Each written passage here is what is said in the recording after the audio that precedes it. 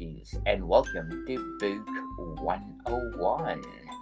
Book 101 is all about the books that I read for the last 40 years. And today I have my special guest.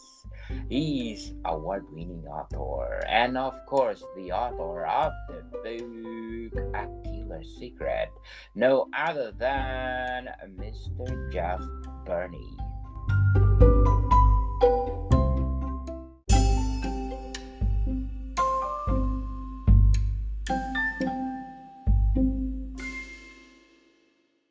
Hello, good morning. Thank you, Daniel. It's good to be here again. Yes, and welcome to Book 101 once again, Mr. Bernie. And can you please introduce yourself? Yes, I'd be happy to. Like you said, my name's Jeff Berney. I spend my days writing advertisements, and I spend my nights writing thrillers and kind of dark suspense stories that hopefully will keep readers awake. I try to draw people in and give them some twists that hopefully you're not expecting. And I've been writing novels for two books now. I'm working on my third. It's been about 5 years on this kind of side hustle journey, and I'm hoping that eventually it becomes my full time gig. Yes, definitely. But before we go on to your next book, let's do the recap of the book that we talked about our last episode, The Fall of Faith. Yeah, and thank you again for having me back. I appreciate it. I had a great time talking about The Fall of Faith. It is, as you said, my second book. Very gritty, dark domestic thriller about lust, love, and kind of the consequences of doing whatever it takes to survive. It's about a trucker who's on his last run, has nothing to go home to, which is good because he gets stuck in the middle of nowhere in a small Midwestern town on his way home from his last run and runs into all kinds of crazy people as he ends up falling in love with the wrong woman, as heroes in stories often do. And as danger closes in around him, it's hard to see if he will win her love or even if he'll survive. Yes, people, I'm inviting you to listen to our previous episode with Mr. Bernie because it's something else. How Mr. Bernie crafted the Fall of Faith and many more. Mr. Bernie, let's talk about your most popular debut novel, A Killer Yes. Secret. Yes. Yeah, the one it started with. A Killer Secret is a very, I call it an intimate novel because there's really only three main characters. There aren't a lot of secondary characters. Um, and it is about the fact that we all carry secrets. And what would happen if someone had a secret that they were willing to kill to keep? And that's kind of the question that haunts the three main characters as their lives really kind of become intertwined by their secrets. And those secrets kind of slowly seep out as they interact. The cast is made of it's a one of the main characters is kind of a disgraced professor. He used to be at the top of his game, and he's had a hard fall. And then there's a kind of a disenchanted younger female psychologist, and she's um, kind of wondering what she's doing with her life. She doesn't think she's helping anyone. She's in a bad relationship, um, and she's just not sure um, where she belongs or what she should do. And then there is her newest patient, and he's an interesting case for her. He seems like an open and shut book at first, but the more she learns about him, the more he kind of pulls her into his web and eventually tells her that he is a serial killer and he is actively hunting for his next victim. So, as the story unfolds and these three people interact, like I said, their secrets kind of slowly seep to the surface and slither out and affect their lives. And you wonder if their relationships will survive, uh, if their secrets will all come out. And honestly, it started with the fact that everyone has secrets, and I feel that some are, some are mundane, some are innocent, but some are darker, and those, I think maybe some people are willing to kill to keep. So you, as the story goes, you're not really sure who to root for in this story or who the victim is. And it becomes this nice twisted tale that I hope has a ending that you won't expect. Interesting, Mr. Berney. How did you craft it? A killer secret. The idea actually came from a news article that I read.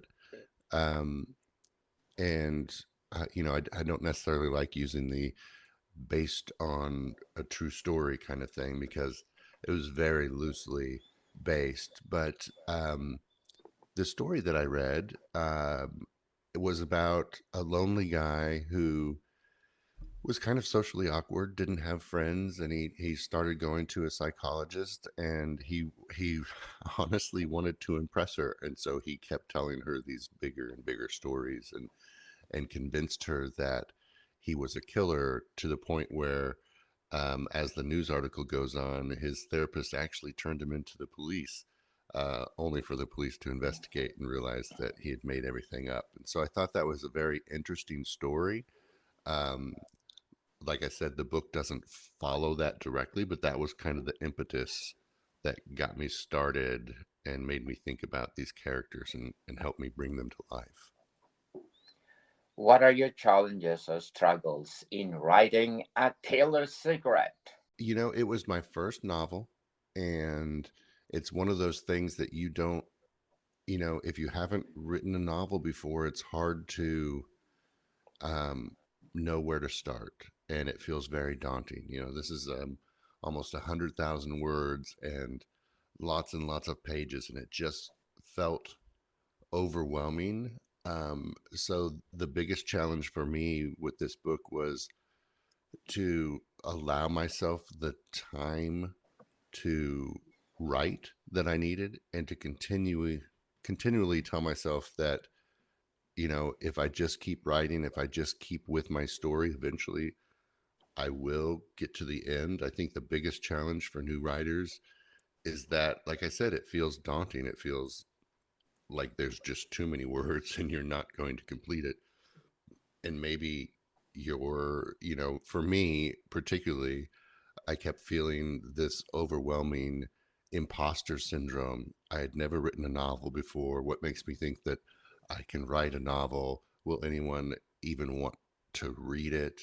And so those things, I just had to set them aside and just focus on the story and enjoy that journey. Interesting indeed, Mr. Berney. And according to LRE, excellent read, fantastic ending. So, what are the elements that you put in the story that make your readers glued to it? I do my very best. I'm an outliner. I can't just sit down and write and hope that it turns out. I need to know, for me as the writer, I need to know the end point where I'm headed towards, and that also allows me to think about those twists and think about the little hints and Easter eggs that I can kind of sprinkle throughout the story that give you an idea. Once you've read the ending, hopefully you're not anticipating it and don't see it coming. But once you've read it and you think about the story that brought you there, hopefully you'll go back and think, oh man, I remember when this character did that, and I didn't realize what it meant then, but at the end, it all made perfect sense. And that's what I try to do to keep people coming along with the story and hopefully enjoying it as they read it, and then realizing at the end, oh my gosh, it was different than what I expected or what I thought it was going to be. Wow, very well said, Mr. Berney. And according to Mr. John, warning, page turner. I love this. So, what if you go back and if you want to revise the book itself, which part of the book you want to revise? Oh, that's a great question. I think about that a lot with both my books. It's one of those things, as I think any kind of artist, whether it's a visual medium or writing, you always feel like there's something you could have done different. It never really feels completed, if that makes sense. My books are on sale, that people are reading them and enjoying them, but I feel like, oh, I could have done this differently. um, I think, the main thing for a killer secret, I wanted it to be this slow burning suspense. I wanted it to start out a little slow and introduce the characters and let people get to know them, and then kind of speed up as the action happens, and then kind of race towards the end where you can't wait at some point to see how it's all going to turn out. And I think for the most part that was very successful, but I realized, after getting reader responses, which have been overwhelmingly positive, which is just amazing. um, maybe the book starts out a little bit too slow for some people, but again, I did that on purpose, but I realize, maybe that's not what most thriller readers are looking for. And so I did kind of change the way I think about opening a book for my second novel. And so I was able to learn from what worked and what didn't work with this one. Mr. Berney, Achilles' Secret, is there any follow up? Or there a prequel or series or a quartet for this book? I get asked that a lot, and I left the ending kind of open to be able to revisit these characters. And I do have some story ideas. I've thought of at least a three-book arc that could continue this story. And it is something that I want to come back and revisit.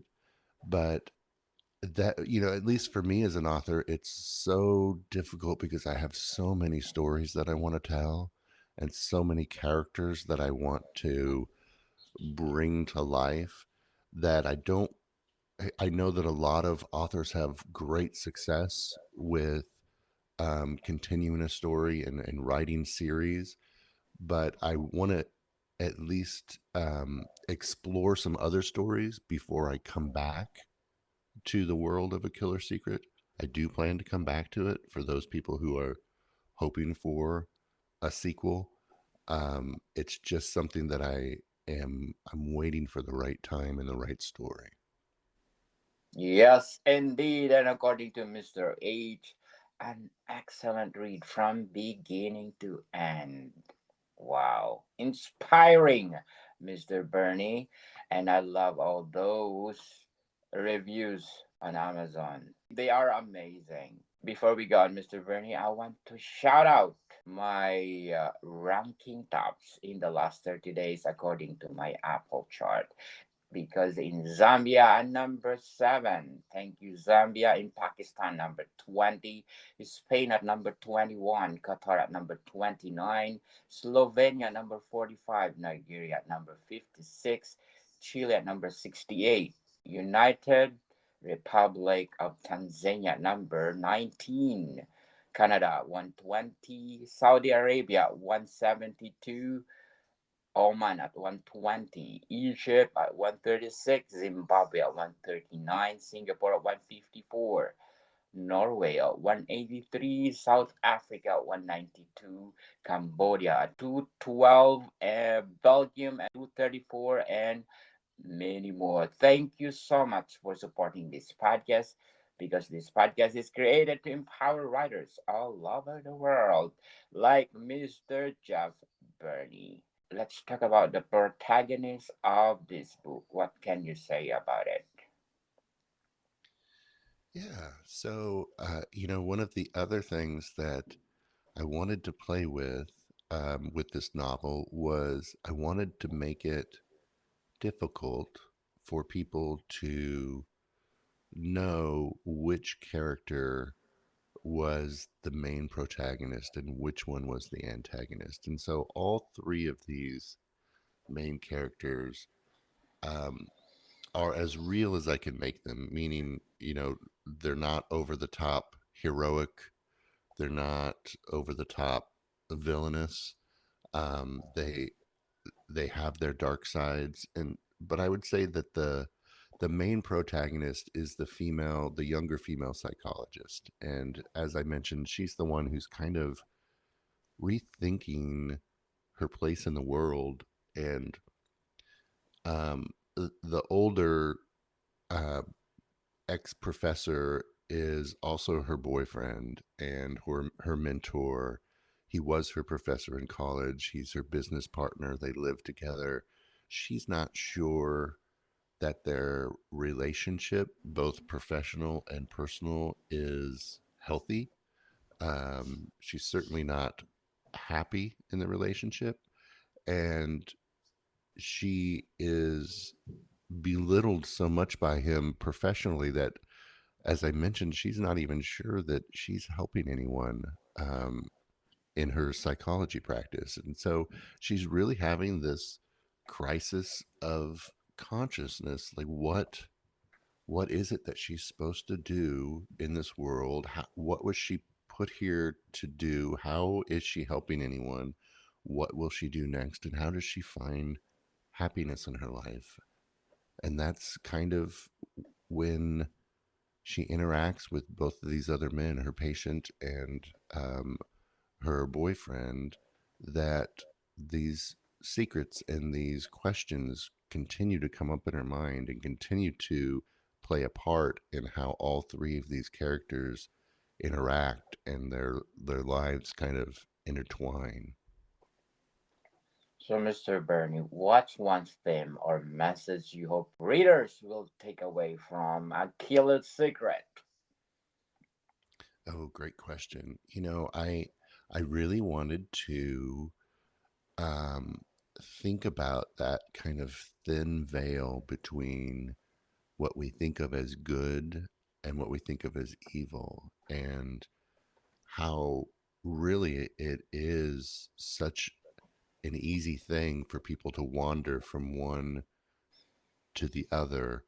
And you may be mostly good, but have times when you do things that are bad, or you may be mostly bad, but have times when you do things that are good. And I wanted to really explore that large swath of gray area between good and evil, because I think that's where most of us live.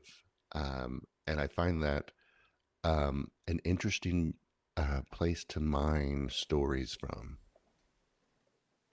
Definitely. So, how do you approach character development in A Killer's Secret?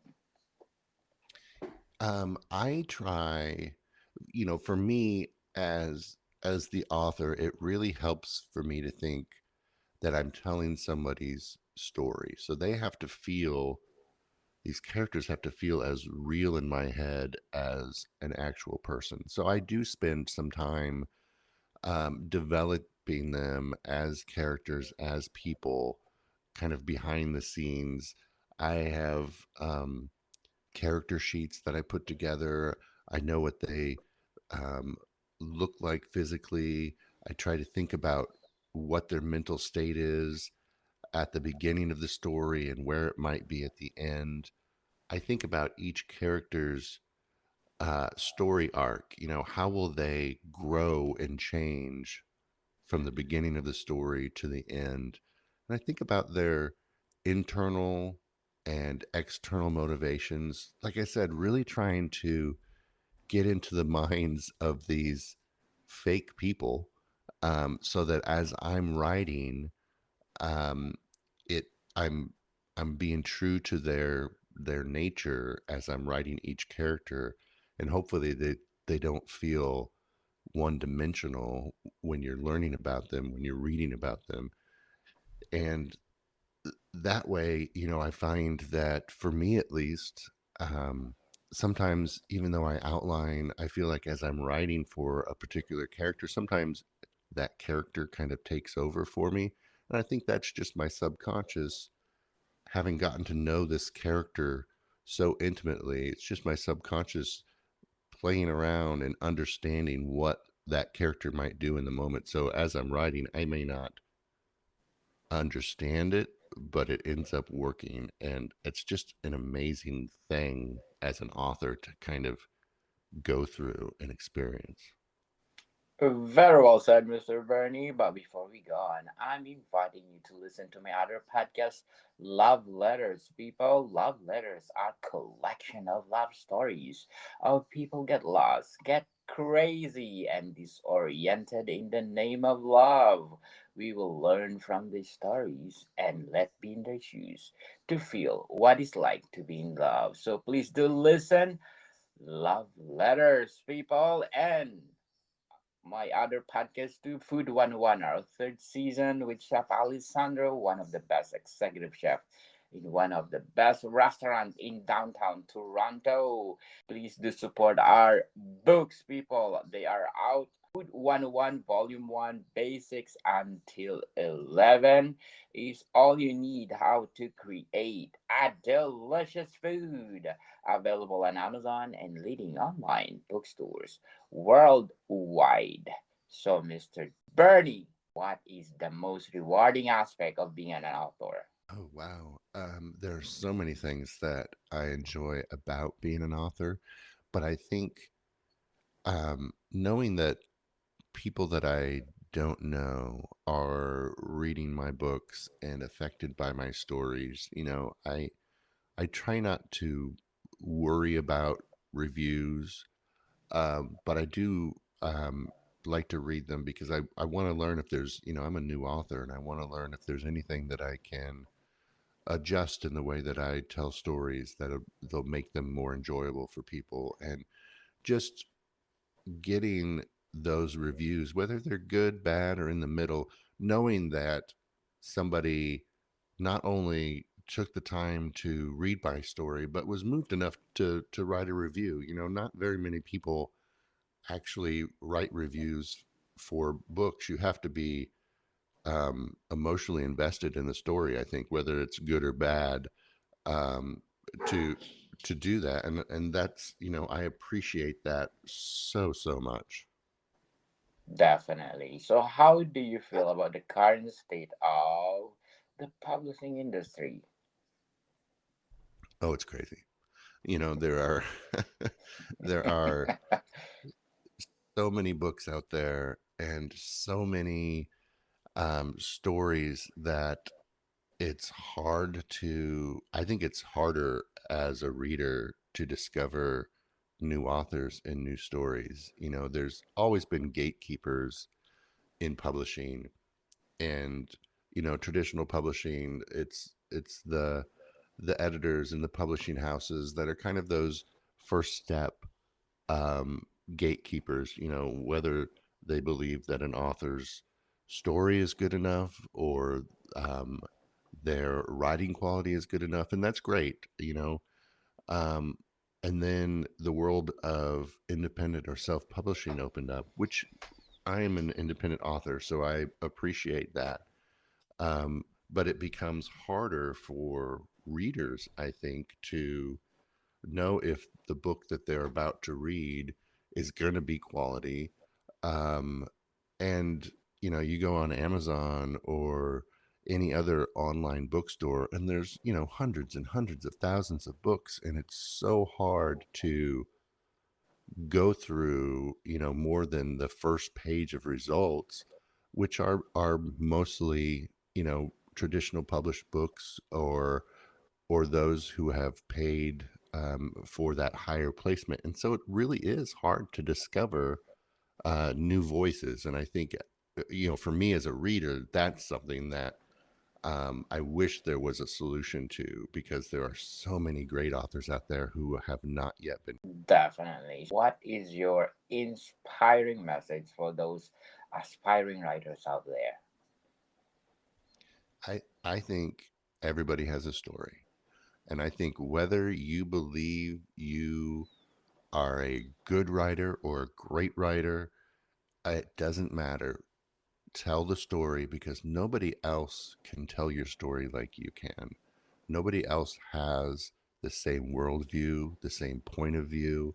If you've got something that you find interesting, you have to trust that other people will find that interesting too, and keep writing. Yes, people, go for it. If you have the passion of writing, write. Who knows, you will be the next Jeff Berney. Ah. How do you approach writing for different genre or audiences? For the most part, I write thrillers, and so I know the typical and storylines, and I try to it things you often hear. You have to know the rules before you can break them, and so I try to think about that as I'm writing a story. I don't want to be so tied to the rules of that genre that it becomes a forgettable story. And then, I'm working on a book right now that is not a thriller. And so that's interesting for me. It's a nice stretch. And that's, again, something that as an author, I always want to do, is stretch myself, stretch my limits, learn new things. I don't ever want to fall into the trap of writing the same story over and over again with just different characters and different setting. I want to explore all these amazing stories that exist in this world, fictional and real, and bring those to life. And so for me, it really starts with the characters and getting to know them and telling their story, and whether that is a scary story or a dramatic, heartfelt, romantic story, it doesn't matter. It's what are those characters telling me, and how can I make that story intriguing to my next audience. What is something you wish you had known when you first started writing? I wish I had known how difficult it can be to um, market your book. When you're starting out, it's such a daunting task to even start, to, sit down at the computer at that blank page and figure out that first sentence and get to that last sentence. And it feels like a marathon. And once you're at the last page and you've typed the end, as a new author, I thought, okay, that's it. That's the end of this journey. I've done it. But then you're just at the beginning of a new journey, and that is the publishing and the marketing and getting the word out, because it's not as if, as I was saying, it's hard for people to discover new stories and new authors. So just because I've published my books on all of these online bookstores doesn't mean that people will find them easily. Doesn't mean that they'll leave reviews. And as as um, as readers, I think we've gotten very used to looking at reviews before we choose our books, which is great. It tells us what other readers thought. You can read the overview of the story from the publisher, and you can look at the first couple pages and see if the cover draws you in. But you really want to know, do people enjoy this story? And so reviews are so important, and it is very hard as a new author, as someone that readers don't know, to get people to read your book and then leave a review. Like I said, good, bad, indifferent, I don't care. I want honest reviews because that helps the right audience find your books. And that's a very hard thing to do as a new independent author. So, Mr. Berney, how do you hope your books will be remembered or appreciated by future generations? First, I hope that they will be remembered and appreciated by future generations. But, I think I'd like for, my books to be something that people look at and say, oh, yeah, he writes those books that have great characters and those endings. I just never expect those endings. And even though I know that he tries to do twist endings, and even though I know that there's going to be something that I don't expect, every time I read one of his books, the ending gets me, and it gets me in a good way. And I hope that that's something that people take away from my books. Very well said, Mr. Berney. A Killer's Secret is good for a series or a motion picture. Would love for it to be one or the other. I think, today, um, uh, the way that I watch um, visual entertainment, I really enjoy those limited series where you've got, you know, 4 to 10 hours worth of storytelling that you just can't dive as deeply into the characters and the motivations and the action in a movie. And so I think I really enjoy series, and I'd love to see, um, my stories come to life in that type of medium. So if anyone's listening from Netflix or Hulu or Amazon or Apple, these are great stories that you really should think about. Yes, plus Paramount Plus. We are inviting Mm, you. Are we shouting at you? yes. Please consider Mr. Jeff Berney. It's something else. A killer's secret. Ah, that'd be awesome. But Fitchpot, thank you so much for being the number two best book podcast on the planet. Thank you so much. And number one in the art book podcast category. Thank you so much for supporting this podcast. For my 144 countries listening to this podcast from the bottom of my heart, thank you so much. So, Mr. Jeff Berney, can you invite our listeners to support all your books? And you can find out more about me as an author, more about my books, what I'm up to on my website. It's my first and last name, jeffberney.com. So JEFFBERNEY.com. Um, talk about my books. I've got a blog that kind of gives you behind the scenes view into what I'm doing lately. You can find both of my books in um, ebook, paperback, large print paperback, hardcover. They're on Amazon, Google Play, Apple Books, Kobo, Barnes and Noble, bookshop.org. Really, any place that you shop for books online, you should be able to find my books. And hopefully, coming soon, you'll be able to choose the audio versions as well. Definitely. And looking forward for your next novel, Mr. Berney, and you are most welcome to come back and promote the book. Oh, I would love to. So people, let's support Mr. Jeff Berney because if you support him, more books to come. So thank you so much and lovely talking to you. Great to talk with you again, Daniel. Thank you so much for having me. Morgan people, see you soon.